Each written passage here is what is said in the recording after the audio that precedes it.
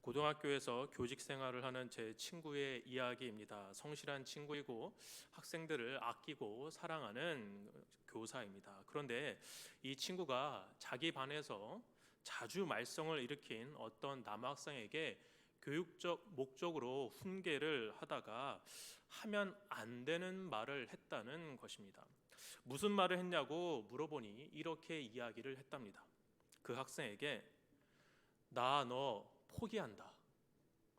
나 너 포기한다 라고 말을 했답니다. 제 친구는 순간적으로 감정을 주체하지 못하고 상처가 주는 말을 했다며 자신이 했던 말을 크게 후회한다고 했습니다. 그리고 자기 자신이 그렇게 말했다는 사실에 스스로 크게 실망한 것 같았습니다.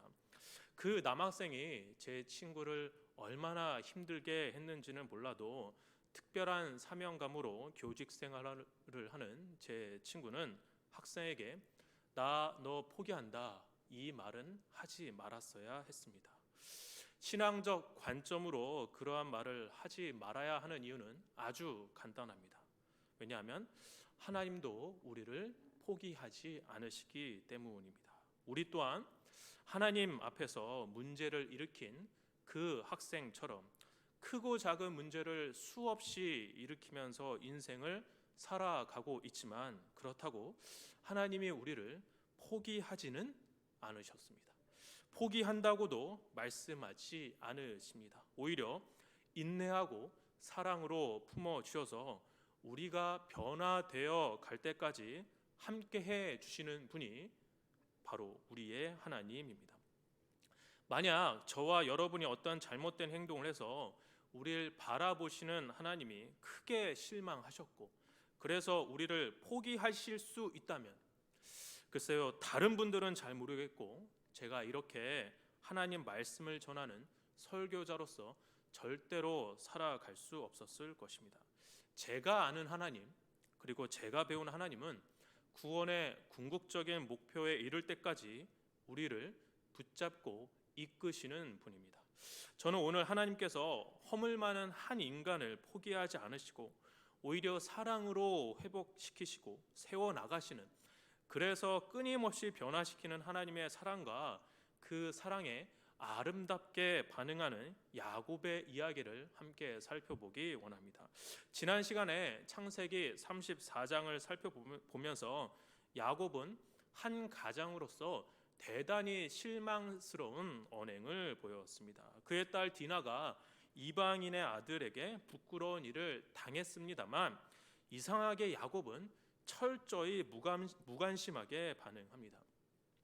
그는 이 사건을 해결하는 데 있어 철저히 뒤편에서 방관하고 있습니다. 반면에 디나의 오라버니의 반응은 과유불급했습니다. 창세기 34장 25절을 보시면 히위 족속의 모든 남자를 다 죽입니다.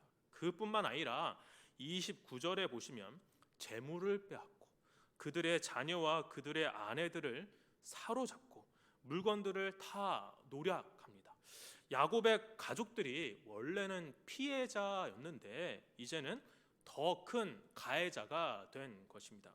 이에 야곱은 걱정을 합니다. 30절을 보시면 야곱이 시므온과 레위에게 이르되 너희가 내게 화를 끼쳐 나로 하여금 이 땅의 주민 곧 가나안 족속과 브리스 족속에게 악취를 내게 하였도다. 나는 수가 적은즉 그들이 모여 나를 치고 나를 죽이니 그러면 나와 내 집이 멸망하리라. 지금 야곱이 무슨 말을 하고 있습니까? 시므온, 레위 너희들 때문에 큰일 났어. 그들이 공격해 오면 나는 끝장이야. 모든 문제를 아들 탓을 하며 자신에게 큰 화가 당할 것만을 염려하고 있는 모습을 보이고 있습니다. 성문교회 성도 여러분, 창세기 34장만 놓고 볼 때 야곱이라는 이 한 사람, 아버지로서 남편으로서 가장으로서 이 사람 자격 있는 사람입니까? 혹 야곱을 점수로 평가하신다면 몇 점 정도 주시겠습니까? 지금까지 이 팩트만 놓고 본다면 야곱에게 높은 점수를 줄 수 없을 것 같습니다. 놀라운 종교적인 체험까지 한 사람인데, 하나님께서 특별히 축복하신다고 약속까지 받은 사람인데, 이렇게 연약하게 행동하는 걸 보면 야곱이라는 사람에게 더 큰 실망스러운 마음이 듭니다. 그렇다면 하나님도 인간들이 생각하는 것처럼 야곱의 언행을 보시면서, 그래, 너는 변화될 가능성이 전혀 없구나, 너를 포기하고 괜찮은 사람을 다시 선택해야겠다, 너는 안 되는 사람이구나, 이렇게 생각하셨을까요? 결론부터 말씀드리겠습니다. 그렇지 않습니다.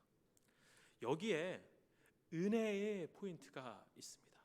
하나님은 하나님의 자녀로 택한 자를 변화시키기 위해 영광스러운 은혜를 공급하십니다. 포기한다고 하지 않으시고 오히려 먼저 다가오셔서 말씀하시고 인간으로 하여금 진실한 반응을 이끌어내셔서 변화되게끔 만드시는 분이 바로 하나님입니다. 오늘 본문 35장 1절입니다. 우리 한번 다 같이 각자 계신 곳에서 한번 읽어보실까요? 시작.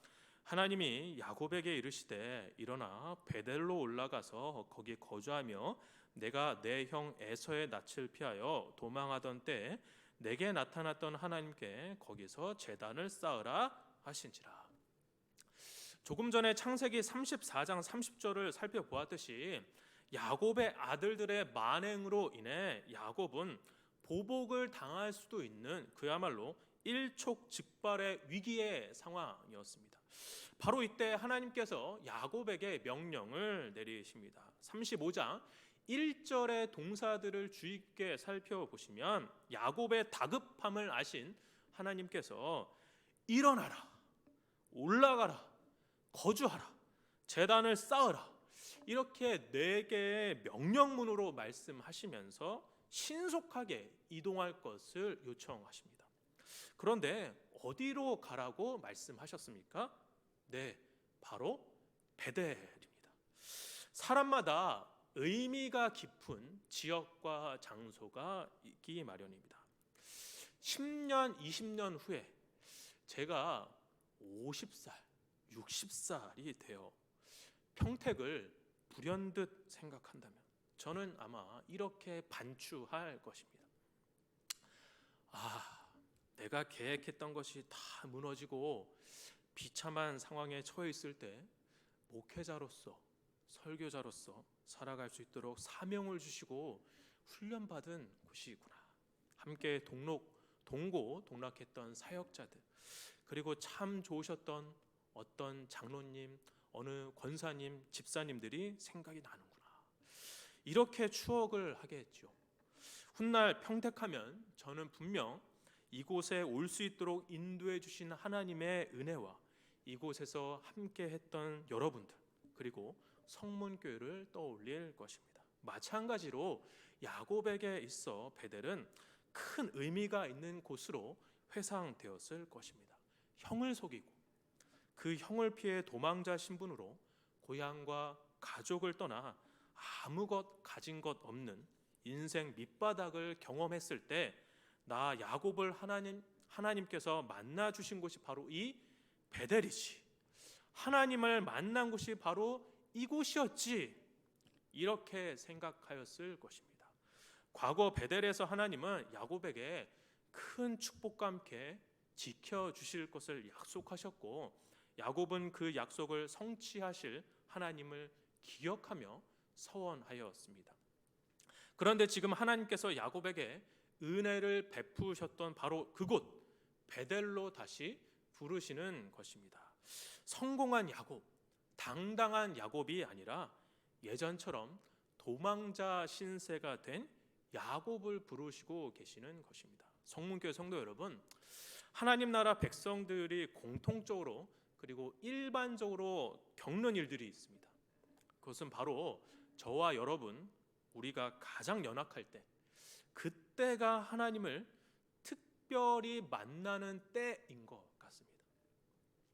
제가 같습니다라고 표현한 것은 무조건 그렇다는 것은 아니지만 야곱도 그러하고 우리 개개인의 신앙의 여정을 보면 가장 어려울 때, 처지가 가장 비참할 때, 인생 최악일 때, 그때 하나님의 특별하심을 경험하는 것 같습니다. 우리의 몸과 마음이 여유가 있을 때, 그리고 한창 잘 나갈 때도 물론 하나님이 역사하시지만 신비롭게 우리 인간이 가장 낮은 자리에 처해 있을 때, 사실 그때 하나님의 말씀이 그 어느 때보다 더 크게 들리며 더욱 또렷이 들리는 것 같습니다. 그리고 우리가 놓치지 않고 봐야 할 것은 인생의 낮은 곳에 처해 있을 때 높이 계신 하나님이 먼저 찾아와 주셔서 말씀해 주신다는 것입니다. 오늘 본문에 야곱이 먼저 하나님께 불렀다, 이렇게 말씀하시지 않습니다. 35장 1절 상반절에 하나님이 야곱에게 이르되, 하나님이 먼저 말씀으로 찾아와 주셨다는 것을 알 수 있습니다.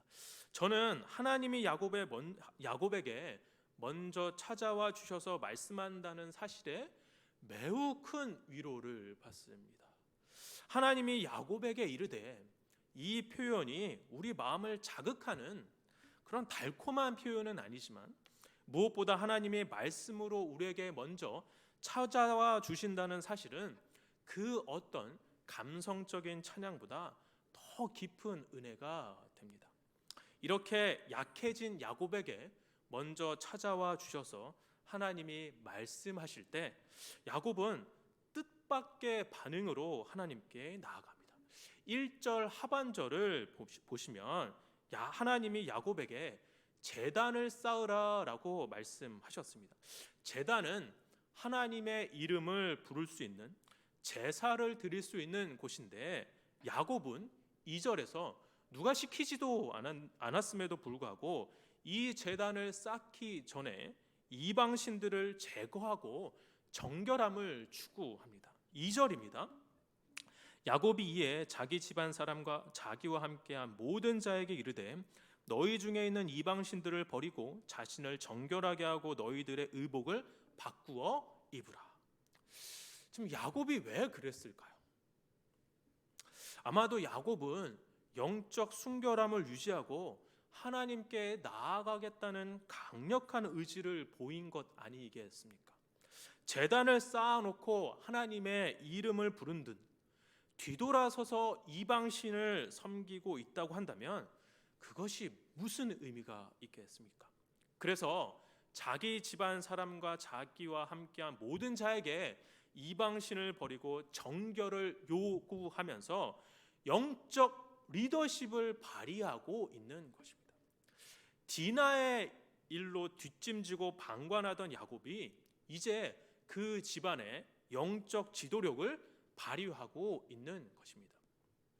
그런데 자세히 보면 야곱의 가정에 이방이 생각보다 깊숙하게 자리 잡고 있었던 것 같습니다. 4절입니다. 그들이 자기 손에 있는 모든 이방신들과 자기 귀에 있는 귀고리들을 야곱에게 주는지라. 야곱이 그것들을 세겜 근처 상수리 나무 아래 묻고. 4절에서 지금 야곱 집안의 영적 분위기를 엿볼 수 있습니다. 야곱의 가족들은 이 이방신들을 몰래 섬겼던 것이 아니라 지금 각자 자기 손에 두고 섬겼습니다. 또한 이 자기 귀에 대놓고 귀고리를 착용하였습니다. 이 귀고리는 단순한 장식품이 아니라 부적의 용도 혹은 다른 신의 형상이 새겨져 있는 우상 제품인데, 이러한 것을 사용한 것을 보면 야곱 가정의 공동체는 이미 심각하게 이방 문화를 받아들이고 있음을 볼 수 있습니다. 이런 상황에서 야곱은 모든 우상을 연상시키는 물건들을 상수리 아래 묻고 정화된 삶을 살아가고자 결단하는 모습을 보이고 있는 것입니다. 팀 켈러 목사님이란 분이 쓴 책 내가 만든 신이라는 책이 있습니다. 코로나 시국에 참 외출하시기도 어려우실 텐데 집에서 이런 책을 읽는 것을 저는 매우 추천합니다. 이 책에서 팀 켈러 목사님은 우리에게 있는 우상에 대해서 이렇게 이야기합니다. 참 하나님으로 대체하지 않으면 계속 대상만 바뀔 뿐이다. 참 하나님으로 바꾸지 않으면 우리는 우상을 계속해서 대상만 바뀔 뿐이지 섬길 수 있다라는 것입니다. 우상 문제에 있어서 우리에게 우상이 있는지 없는지 살펴보는 일이 출발점이 아닙니다. 우리에게 우상이 있는지 없는지가 우리가 그 우상에 대해서 생각해야 될 첫 번째 생각점이 아닙니다. 우리가 인정해야 할 것은 우리 모두에게 우상이 전제해서 우상이 있다는 것을 전제해야 한다는 것입니다. 즉 우상은 모든 사람들 마음과 생각 속에 뿌리 깊게 자리 잡고 있습니다. 이 우상을 식별하지 않고 살아간다면, 그리고 그 우상의 강력한 힘을 가볍게 여긴다면 우리는 계속 우상을 만들어낼 수도 있고 이 우상을 즐기면서 살아갈 수도 있습니다. 저는 이것을 우상놀이라고 표현합니다. 그런데 재미있는 것은 내가 만든 우상, 이 우상놀이를 하다가 질리면 다른 우상을 만들어 놓고 갈아탈 수도 있습니다. 그렇게 이 우상 숭배에서 돌이키기 위해서 우리는 그러면 어떻게 해야 합니까? 그저 나의 내면 세계를 분석하고 분별하면 우리가 이 우상 문제를 해결할 수 있습니까? 창세기 32장 26절에서 야곱이 그 해답을 우리에게 보여줍니다. 창세기 32장 26절입니다. 그가 이르되 날이 세려하니 나로 가게 하라. 야곱이 이르되 당신이 내게 축복하지 아니하면 가게 하지 아니하겠나이다. 팀 켈러 목사님은 야곱의 이 말을 이렇게 재해석합니다. 제가 한번 읽어보겠습니다. 여태까지 나는 지독한 바보였습니다. 평생 하나님의 복을 구하되 아버지의 인정과 라헬의 미모에서 찾으려 했습니다. 그런데 그 복은 하나님 안에 있습니다. 이제 하나님이 내게 축복하지 않으시면 보내드리지 않겠습니다. 다른 것은 다 중요하지 않습니다. 이러다가 죽어도 좋습니다. 하나님의 복이 없으면 내게 아무것도 없는 거니까요. 다른 무엇으로도 안 됩니다. 진정한 복은 하나님 안에 있다는 사실을 알아야 합니다. 하나님 외에 다른 대상, 즉 우상으로부터 복을 기대하는 것을 전부 버리면서 하나님께로 돌아가는 것, 하나님 말고 다른 것에 기대지 않겠다고 다짐하는 것, 결단하는 것, 이것이 우리 모두에게 우선적으로 필요합니다. 그러나 저와 여러분 심연 깊은 자리에 자리 잡고 있는 이 우상을 마주하고 직면하는 것, 저는 솔직히 피하고 싶습니다. 왜냐하면 너무 괴롭기 때문입니다.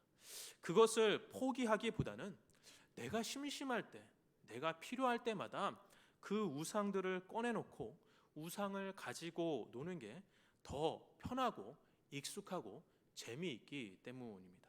하지만 하나님은 우리가 하나님도 섬기고 우상도 즐기는 것을 그저 바라보고만 계시지 않습니다. 그것을 해결해야만 하는 때를 주시는데 저는 지금 야곱이 그 때를 겪고 있다라고 생각합니다. 야곱은 지금 우상을 과감하게 없애버리는 용단을 보이고 있습니다. 이렇게 야곱이 하나님 앞에서 영적으로 거룩한 삶을 살고자 결단하니 하나님께서 야곱의 현실적인 문제를 해결해 주셨습니다. 5절입니다. 그들이 떠났으나 하나님이 그 사면 고을들로 크게 두려워하게 하셨으므로 야곱의 아들들을 추격하는 자가 없었더라.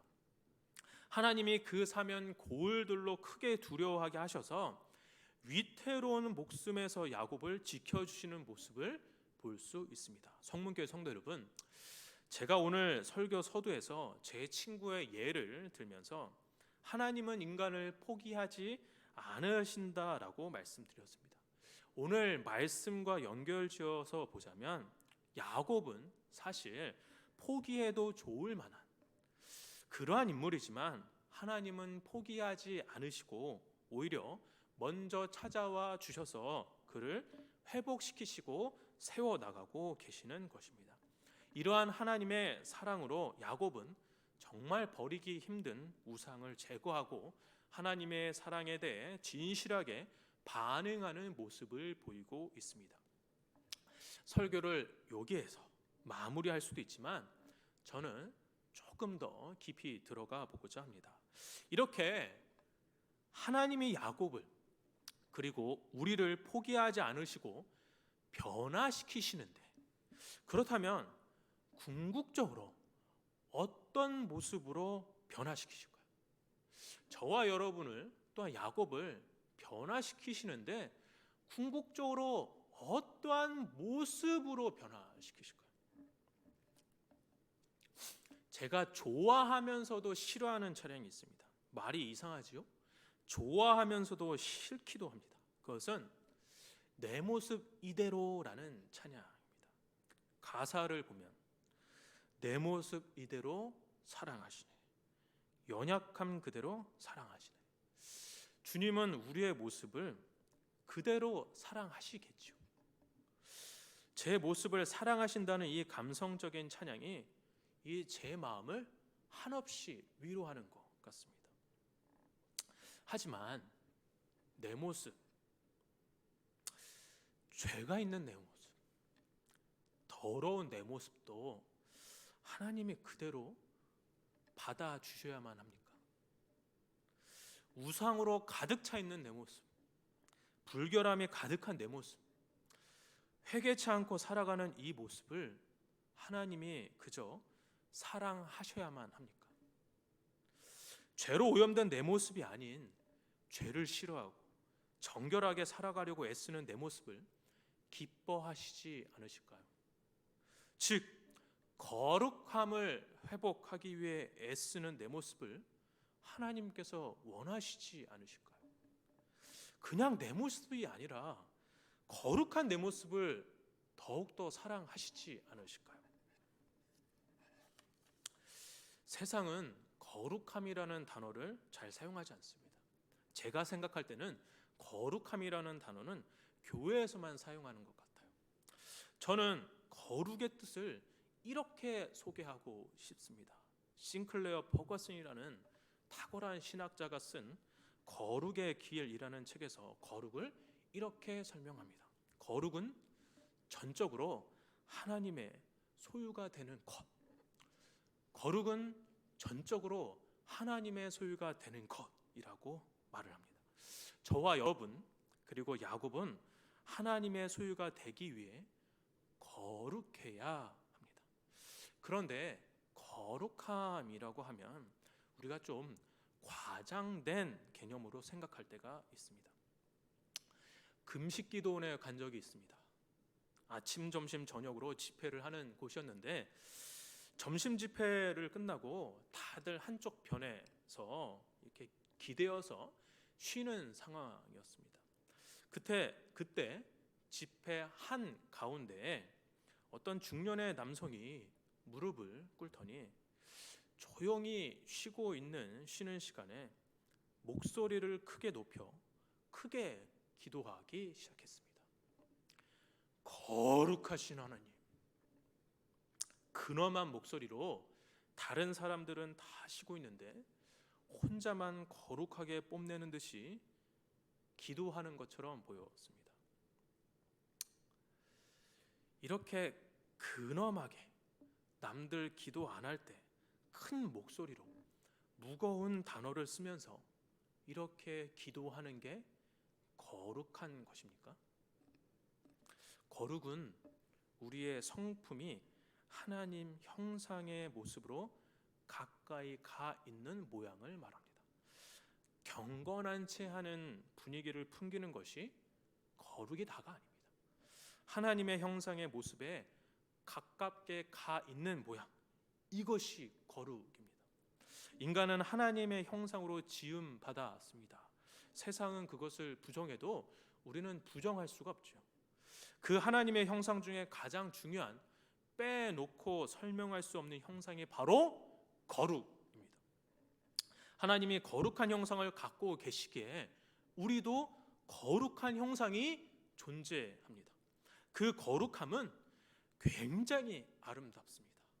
거룩을 아름답다라고 표현하는 게 익숙하지 않으시겠지만 실제로 거룩은 아름다운 모양입니다. 죄가 존재하지도 않고 죄를 싫어하는 온전히 하나님과의 순수한 관계성에서 피어나는 성품이 바로 거룩이기 때문에 거룩은 아름답다라고 설명할 수 있습니다. 즉 저와 여러분은 아름다운 거룩함이 있는 사람들이었습니다. 영상으로 보고 계시는 장로님, 권사님, 그리고 집사님, 성도님, 아름다운 거룩함이 묻어 계셨던 사람들입니다. 하지만 인간에게 가득했던 이 아름다운 매력이 죄로 말미암아 심하게 손상되었습니다. 거룩하신 하나님은 저와 여러분에게 있는 이 거룩이라는 아름다움을 포기하지 않으시고 회복하시길 원하셨고 하나님의 소유로 만들기 위해 거룩하게 우리를 빚어나가고 계시는 것입니다. 구체적으로 거룩함을 회복시키기 위해 예수 그리스도를 우리에게 보내주시고 예수 그리스도를 진실로 믿는 자들에게 성령을 부어주셨습니다. 그리고 그 성령의 충만함이 우리에게 실종되었던 거룩의 모습을 조금씩 회복시켜 주시는 것입니다. 이것이 바로 성화인 것이죠. 성화가 되는 것, 누군가가 거룩하게 되는 것은 사실은 성령 하나님에 의해 거룩하게 만들어지는 것입니다. 그래서 어떤 책을 보니 이렇게 표현하기도 합니다. 하나님의 역사가 지극히 놀랍기도 하거니와 지극히 끈질기다. 하나님의 역사가 지극히 끈질기다라고 말입니다. 하나님은 놀랍도록 끈질기게 우리를 바꿔버리시는, 변화시키는 주체입니다. 그런데 변화되는 과정 속에서 우리는 의도치 않게 고난과 시련을 겪을 수 있습니다. 종종 이런 말을 들을 때가 있습니다. 예수 믿으면 복 받는다고 해서 믿었는데 믿음 생활하니까 삶이 왜 그리 더 힘든지 모르겠습니다. 더 힘든 일이 많은 것 같아요. 이렇게 하소연하시는 분들이 있습니다. 이렇게 말하는 분들에게 어떤 위로의 말을 하실 수 있습니까? 하나님이 더 크게 쓰시려고 그러시는 거야. 하나님이 더 큰 계획이 있어서 그러시는 거야. 이렇게 진단을 내려 주실 수도 있지만 그보다 이렇게 말씀하시는 게 더 좋을 것 같습니다. 그것은 믿음 생활하면서 힘든 일이 더 많이 일어나는 이유는 우리를 아름답게 변화시키기 위해서야. 거룩함이 전혀 없는 나를 변화시키기 위해서 일을 하고 계시는 거야. 나를 더욱더 하나님 닮은 존재로 만들어 가시는 과정에 있는 거야. 힘들고 고된 믿음의 여정이지만 아름답고 찬란하게 변화되어가는 축복의 과정을 겪고 있는 거야. 이렇게 위로하시는 게 저는 더 옳다라고 생각합니다. 성문교회 성도 여러분, 말씀을 마무리하겠습니다. 우리는 지금 변화되어가는 과정 중에 있습니다. 하나님 앞에서, 사람들 앞에서 부끄럽고 연약한 모습만 가득 차 있는 것 같지만 실제로 하나님은 우리를 하나님의 소유가 되게끔 거룩의 과정을 통해 우리를 다듬고 계시는 중입니다. 여기에 예외가 되는 사람은 한 사람도 없습니다. 따라서 거룩을 방해하는 우리 마음속에 다양한 우상들을 과감하게 묻어버리시고 오직 참 하나님께만 복을 구하고 그 복 안에서 즐거워하는 삶을 살아가시는 저와 여러분 되시기를 바랍니다.